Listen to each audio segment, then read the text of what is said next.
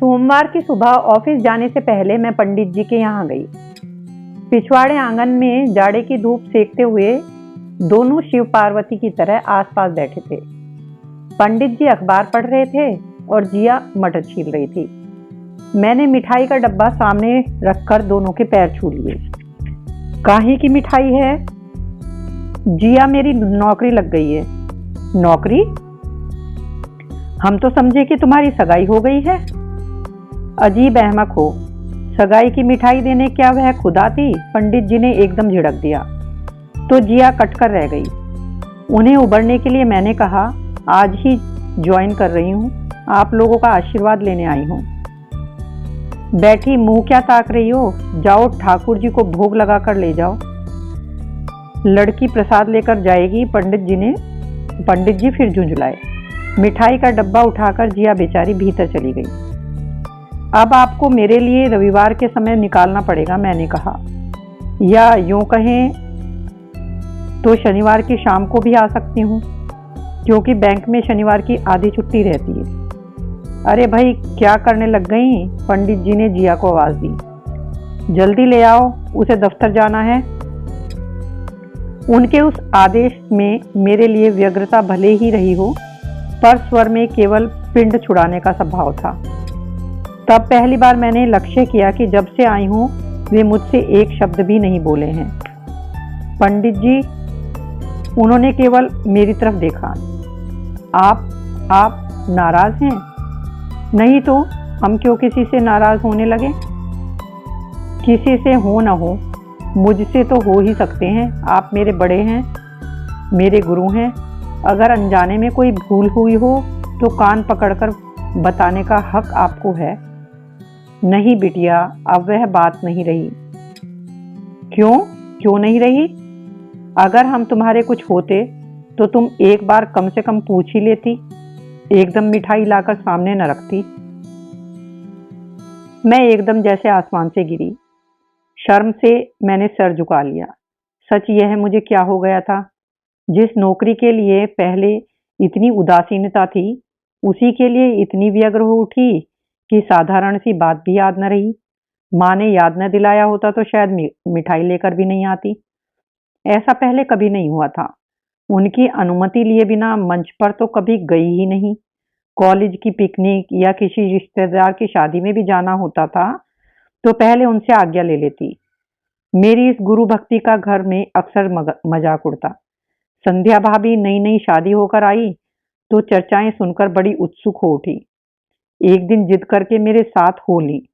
माँ ने कहा भी कि इस तरह नई नवेली बहू का औचक चला जाना अच्छा नहीं, पर मैंने मना नहीं किया। मैं उनके उपेक्षा भंग का मजा लेना चाहती थी। सच बेचारी इतनी निराश हुई, अच्छी खासी गॉसिप का मजा हाथ से निकल गया। कनू जी, ऐसी क्या मजबूरी आ गई थी बेटे? हमसे कहा होता। दरअसल भैया की बहुत इच्छा थी, परीक्षा देने गई थी, तब आपसे कहा भी था। हाँ, शायद बताया था तुमने। उनका मन रखने के लिए परीक्षा दे दी थी। अब सिलेक्शन हो गया है तो वे कहते हैं कि चांस छोड़ना बेवकूफ़ी है। आप तो जानते हैं, बाबूजी के बाद अब भैया ही घर के बड़े हैं, उनकी बात रखनी पड़ती है। इसके बाद पंडित जी कुछ नहीं बोले, पर मेरा मन ग्लानि से भर उठा। सारे रास्ते मैं अपने को धिक्कारती रही। छी, अपने पितृतुल्य बड़े भाई पर यह कैसा आरोप जड़ दिया मैंने? अपने ऋषि तुल्य गुरु से कैसा झूठ बोल गई मैं? बड़े भैया ने तो कभी किसी बात के लिए जोर नहीं दिया। वे तो बेचारे डरे डरे से ही रहते हैं कि मुझे और अम्मा को कोई बात चुभ न जाए। हम दोनों को वे ही तो झेल रहे हैं। बाकी दोनों ने तो बड़ी आसानी से पीछा छुड़ा लिया है। कपिल भैया के पास बम्बैया छोटे मकान का शाश्वत बहाना है। सुनील भैया दिल्ली की महंगाई का रोना रोते रहते हैं। नीता भाभी तो साफ कहती हैं कि जब बड़े भैया पैतृक मकान का आनंद उठा रहे हैं, जिम्मेदारियां भी भुगते। मेरे लिए रविवार की दोपहर में 2 से 4 तक का समय निश्चित हो गया। पहले दिन से ही लगा कि पंडित जी कुछ खिंचे से हैं। 7-8 साल साथ रहने के बाद गुरु शिष्य के बीच जो सामंजस्य पनपता है, वह कहीं से टूटता नजर आया। फिर कुछ मैं उखड़ी उखड़ी सी रहती। मनोज उन दिनों एक अलग कमरा लेकर तिलक नगर में रहने लगे थे। रविवार की शाम मैंने उनके नाम कर दी थी। तानपुरे पर उंगलियां फेरते हुए मैं अक्सर प्रतीक्षा की घड़ियां गिनती रहती। शरीर वहां होता, पर मन हवाओं से बात करता हुआ प्रियतम के पास पहुंच जाता था। इसलिए पंडित जी एक एक चीज कई बार समझाते, फिर भी मेरी पकड़ में ना आती। तब वे अक्सर झुंझला उठते थे। उस दिन मालकोंस का रियाज हो रहा था। अमीर खां साहब की बड़ी प्यारी सी बंदिश, जिनके मन राम बिराजे, मैं कहीं से लिख कर ले आई थी और उसे गले में बैठाने का प्रयास कर रही थी। पंडित जी बड़ी तन्मयता से मुझे उस शैली की बारीकियां, खूबियां समझा रहे थे, पर मेरा दिमाग उस समय नौसिखियों से भी गया गुजरा हो गया था। बार बार स्वर फिसलकर शुद्ध निषाद पर ही आ टिकता था। 2-3 बार पंडित जी ने टोका भी, बेटे यह चंद्रकौंस नहीं है, पर जैसे मैं पहली बार सारे गामा सीख रही थी। जब 3-4 बार इसी की पुनरावृत्ति होती रही, तो उनकी भी सहनशीलता जवाब दे गई। बस करो, वे चीखे, तानपुरा रख दो और दफा हो जाओ। जब दिमाग ठिकाने रहा करे तभी यहाँ आया करो, वरना मेरा समय खराब करने की जरूरत नहीं। अपमान से मेरे आंसू निकल आए। पंडित जी की डांट पहली बार नहीं खाई थी, पर कनिष्ठ छात्रों के सामने वे हमेशा वरिष्ठ शिष्यों की गरिमा बनाए रखते थे। आज उन्हें इनका भान भी न रहा। मेरे पीछे अपनी बारी की प्रतीक्षा करती हुई गिरिजा और शोभा बैठी थी। उनकी तरफ देखने का मुझे साहस नहीं हुआ। वैसे ही सिर झुकाकर चली आई। अपने उस अपमान की बात मैंने किसी को नहीं बताई, मनोज को भी नहीं। उस शाम मैं बुझी बुझी सी रही, तो वे मुझसे कुरेद कर पूछते रहे, पर मैंने कुछ नहीं बताया। बताती भी तो वे शायद समझते नहीं। अगले रविवार को जब 2:30 बजे तक लेटी हुई मैं उपन्यास पढ़ती रही, तो माँ ने टोका, आज जाना नहीं है? न। क्यों? माँ के इस प्रश्न पर इतने दिनों का बंधा अवसाद शब्दों में फूट पड़ा। माँ चुपचाप सुनती रही, फिर मेरे चुप होते ही बोली, इसका मतलब है कि अब तुम बहुत बड़ी हो गई हो, तुम्हें डांटने का भी अब किसी को अधिकार नहीं रहा। मैं हैरत से उनका मुंह ताकती रह गई। देख कनू, मैं अनपढ़ सही, पर इतना जानती हूं कि विद्या गुरु के चरणों में बैठकर ही पाई जाती है। तू अगर उनसे भी अभिमान करने लगेगी, तो इतने दिन का सीखा हुआ भी मिट्टी हो जाएगा। उस दिन माँ ने ठेल ठाल कर मुझे भेज दिया। मैं मुंह फुलाए ही घर से निकली थी और उसी मुद्रा में जाकर बैठ गई। लेकिन पंडित जी हमेशा की तरह अपने वत्सल स्वरूप में थे। मुझे देखते ही बोले, तबीयत तो ठीक है ना बिटिया? चेहरा इतना उतरा हुआ क्यों है?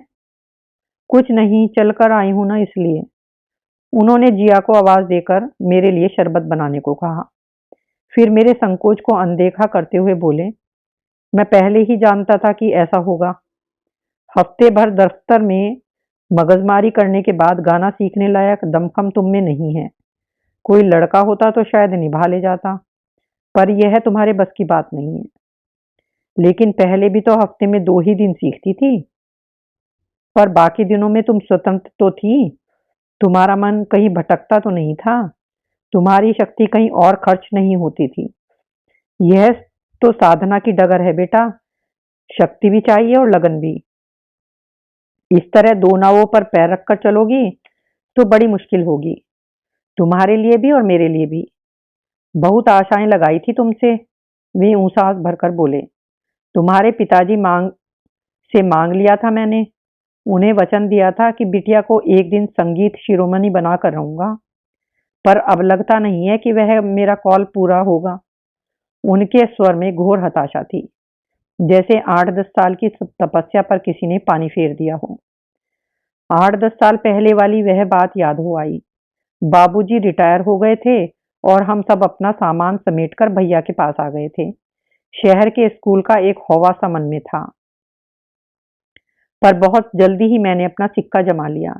लड़कियां मेरे कपड़ों का मजाक बनाती, मेरी भाषा की नकल उतारती, पर एक तुरुप चाल मेरे पास भी थी, मेरी आवाज। महीने 2 महीने मैंने कई फैन जुटा लिए थे। स्कूल के वार्षिक उत्सव में पहली बार मंच पर जाने का अवसर मिला। सुगम संगीत की प्रतियोगिता थी। मुझे तो नया कोई गीत याद भी नहीं था। वही पुराना सा घूंघट के पट खोल वही गा दिया और बाजी मार ली। प्रथम पुरस्कार के लिए जब मेरे नाम की घोषणा हुई तो कितनों के चेहरे देखने लायक हो गए थे। निर्णायकों ने एक बुजुर्ग से व्यक्ति भी थे। कार्यक्रम की समाप्ति पर उन्होंने पास बुलाकर शाबाशी दी, नाम पूछा, फिर बोले, गाना सीखोगी? गाना? हाँ, अगर सीखना चाहो तो अपने पिताजी से कहना मुझसे मिल लें। उनका बताया पता रटते हुए ही मैं घर पहुंची। रात भर खुशी के मारे नींद नहीं आई। दूसरे दिन सुबह सवेरे मैं बाबूजी को घसीटकर सेठ रामदास जी की बगीचे में ले गई। वहां बीचों बीच श्री रघुनाथ जी का सुंदर मंदिर था, छोटा सा किंतु सुंदर सा। सफेद पत्थर पर रंगीन नक्काशी थी। फर्श पर काले सफेद संगमरी मरी चौकोर टुकड़े जड़े हुए थे। युगल जोड़ी की मूर्तियां तो इतनी सुंदर थी कि आंख टिकी रह जाती थी। हम लोग पहुंचे उस समय आरती हो रही थी। बाहर इक्का दुक्का दर्शनार्थी खड़े थे। भीतर कल वाले सज्जन रेशमी धोती पहने आरती उतार रहे थे। बाबूजी तो उन्हें देखकर ही गदगद हो गए। प्रसाद लेकर जैसे ही बाकी भक्तजन विदा हुए, बाबूजी ने आगे बढ़कर उन्हें दंडवत प्रणाम किया और बोले, महाराज, मैं काशीनाथ दुबे हूं। कल बिटिया के हाथ आपने संदेश भेजा था। मुझे देखकर पंडित जी को सब याद हो आया। प्रसन्न होकर बोले, अच्छा तो आप हैं। वाह भाई साहब, मैं तो आपको बधाई देना चाहता हूँ। आपके घर में साक्षात सरस्वती ने जन्म लिया है। मैं इतने दिनों से बच्चों को सिखा रहा हूँ, सुन रहा हूँ, पर यह बात कभी कभी ही देखने में आती है। मैं तो चाहूंगा कि आप इसे मुझे सौंप दें। यह तो कन्या का अहोभाग्य होगा महाराज, बाबूजी हाथ जोड़कर बोले। लेकिन मैं रिटायर्ड आदमी हूँ, खुद बच्चों के भरोसे हूँ। मैंने आपसे कुछ और तो नहीं मांगा भाई साहब, बस बिटिया को मांग रहा हूँ। पैसे देने वाली विद्यार्थी तो बहुत मिल जाते हैं, पर संतोष देने वाला एक आध मिलता है, और फिर मैं पैसों के लिए सिखाता भी नहीं। हम कुल दो प्राणी हैं, पेंशन में मजे से गुजारा हो जाता है। सेठ जी के कुल देवता की सेवा का भार ले लिया है, उनकी कृपा से सिर पर छत बनी हुई है। अब तो बस यही इच्छा है कि जो कुछ अपने गुरु से पाया है वह शक्ति भर औरों को दे जाऊं। बाबूजी ने बटुआ खोलकर 11 रुपए निकाले और कहा, बेटे, गुरुजी के चरण छुओ। यहाँ नहीं, घर चलिए। कहती हुए वे हमें पिछवाड़े ले गए। साफ सुथरे लिपि पुते 2 कमरे थे। बाहर वाले कमरे में तबलों की 4-5 जोड़ियां, 4-5 तानपुरे और 2 हारमोनियम रखे हुए थे। बीच वाली दीवार के पास एक बड़ी सी चौकी थी। उस पर किसी साधु महात्मा की तस्वीर रखी हुई थी। उस पर चढ़ाया फूलों का हार ताजा ही था। वातावरण में अगरबत्ती की सुगंध थी। भीतर की ओर मुंह करके उन्होंने 2 कप चाय लाने का आदेश दिया और फिर मुझसे बोले, पहले इन्हें प्रणाम करो बिटिया, ये गुरु महाराज हैं। गुरु महाराज को प्रणाम करने के बाद मैंने उन्हें प्रणाम किया। कुछ श्लोक सा गुनगुनाकर उन्होंने आशीर्वाद दिया, जो मेरी समझ में नहीं आ रहा। तब तक भीतर से चाय आ गई। ये तुम्हारी गुरु माता है बिटिया, पंडित जी ने बताया। बाबूजी का इशारा पाकर मैंने उनके भी पैर छू लिए। का नाम है बिन्नू हम तुम्हारो? खूब आगे तक सिर ढाके हुए उस महिला ने पूछा। उस कच्ची उम्र में भी यह बात मुझे चुभे बिना नहीं रही कि ऐसे सुरीली व्यक्ति की कैसी बेसुरी पत्नी है। घर लौटते ही माँ ने तूफान खड़ा कर दिया। कुछ समझते हैं न सोचते हैं, बस जो मन में आएगा कर गुजरते हैं। यह भी होश नहीं रहा कि लड़की अब बड़ी हो रही है, उसे किसी उस्ताद के पास मैं नहीं भेजने की। साफ कह देती हूँ, ये सारे संगीत मास्टर एक नंबर के लफंगे होते हैं। और लगे हाथों माँ ने दर्जनों किस्से सुना डाले जो उन्होंने भी कहीं से सुन रखे थे। माँ ने तो एक तरह से वह प्रसंग समाप्त ही कर दिया था, पर मैं ही जिद पर अड़ी रही। माँ को हार माननी ही पड़ी। पहले दिन वे स्वयं मेरे साथ गई। पंडित जी की सौम्य, शांत, सात्विक मुद्रा देखकर वे आश्वस्त ही नहीं अभिभूत हो गई, और जिया को देखकर तो एकदम ही रीझ गई। किसी भी प्रसाधन की अपेक्षा न रखने वाला उसका दमकता रंग, वयस को झुठलाने वाली कांति, तीखे नैन नक्श, ऐसा अनिग्ध रूप रंग मैंने जीवन में पहली बार देखा था। वहां से लौटते हुए माँ बार बार उसास भर रही थी। भाग्य का खेल है सब। ऐसा रूप तो रजवाड़ों के यहाँ भी मुश्किल से दिखाई देता है, और बेचारी इस पंडे पुजारी बाबू के यहाँ झाड़ू बहारी लगा रही है। माँ की सहमति मिल जाने के बाद फिर कोई रुकावट नहीं रही और मेरी विधिवत शिक्षा प्रारंभ हो गई। साल भर तो वे केवल भजन सिखाते रहे। कोई 8-10 भजन इस बीच मैंने याद कर लिए। पंडित जी कहते, कई लोग साल 2 साल सीखकर छोड़ देते हैं। उस समय उनके पास गुरु की नामलेवा कुछ पूंजी होनी चाहिए।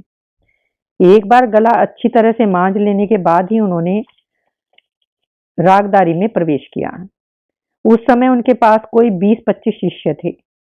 5 से लेकर 45 वर्ष तक के ये स्त्री पुरुष बंधे बंधाए समय में उनके पास आते थे। पंडित जी सब पर एक सी मेहनत करते थे, पर शीघ्र ही सब जान गए थे कि मुझ पर उनकी विशेष कृपा दृष्टि है। एक एक स्वर को मेरे गले में बिठाने के लिए वे जान लगा देते। एक एक तान जब तक ठीक से न उतरती वे चैन से न बैठते। एक एक हरकत के लिए वे खुद भी हलकान होते, मुझे भी थका डालते। पर दोनों तरफ जोश बराबरी का था, इसलिए थकान नहीं होती थी। समय और दिन तो मेरे लिए भी नियत था, पर मैं जब भी जी चाहे चली जाती थी। दूसरों को सुनना मुझे अच्छा लगता था, और मेरा यह उत्साह पंडित जी को भी अच्छा लगता था। कई बार किसी कठिन जगह को वरिष्ठ छात्र बार बार प्रयत्न करने पर भी पकड़ नहीं पाते। बाद में मैं बड़ी आसानी से उसे छू जाती। पंडित जी निहाल हो जाते। अपनी शिष्या पर उन्हें गर्व हो आता। वे बड़ी इत्मीनान से मुझे सिखा रहे थे। वे किसी शिल्पकार की तन्मयता से मुझे गढ़ रहे थे। मैं अभी से उनकी सर्वश्रेष्ठ कृति होने का दंभ भरने लगी, पर उन्होंने मुझे भटकने नहीं दिया।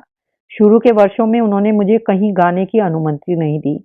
बोले, इनाम तो तुम ले आओगी, पर प्रशंसा का नशा अगर तुम्हें चढ़ गया तो फिर कुछ सीख न पाओगी। उन्होंने मुझे रेडियो पर जाने नहीं दिया। दुनिया भर के औंगे पोंगे वहां परीक्षक बनकर आते हैं।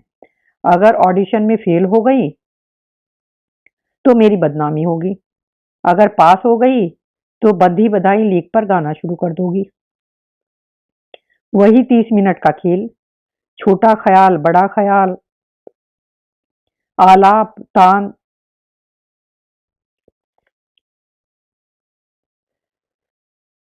गाओगी और सोचोगी दुनिया बस सही यहीं समाप्त हो जाती है। 3 साल बाद पहली बार उन्होंने मुझे भातखंडे जयंती पर गाने की अनुमति दी।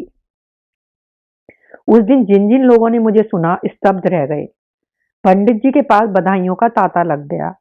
रात को माँ ने मुझ पर राई नौन उतारा था। वह मेरी पहली विजय थी, मेरी जय यात्रा का पहला पड़ाव था। दूसरे दिन समाचार पत्रों में मेरा नाम फोटो के साथ छपा था। उन दिनों बीए में पढ़ रही थी। हुलसते हुए ही कॉलेज पहुंची। अब तक किसी ने मेरा नोटिस नहीं लिया था। अब सब जान ही जाएंगे कि मैं भी कुछ हूं। सहपाठियों ने मेरा स्वागत विचित्र ढंग से किया। लड़कियों ने मुझे देखते ही नजरें झुका ली, पर कई लड़कों के चेहरे शरारत से मुस्कुरा उठे। अपनी सीट पर बैठते हुए मैंने देखा, ब्लैक बोर्ड पर मेरी अखबार वाली फोटो चिपकी है। उसके नीचे चौक से लिखा है, कोयल काली होती है।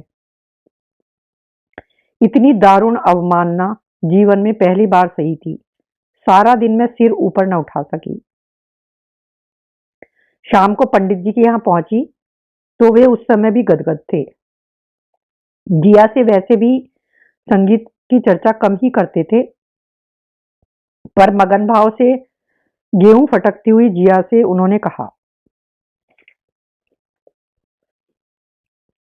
कल तुम्हारी इस बिटिया ने क्या वसंत गाया था।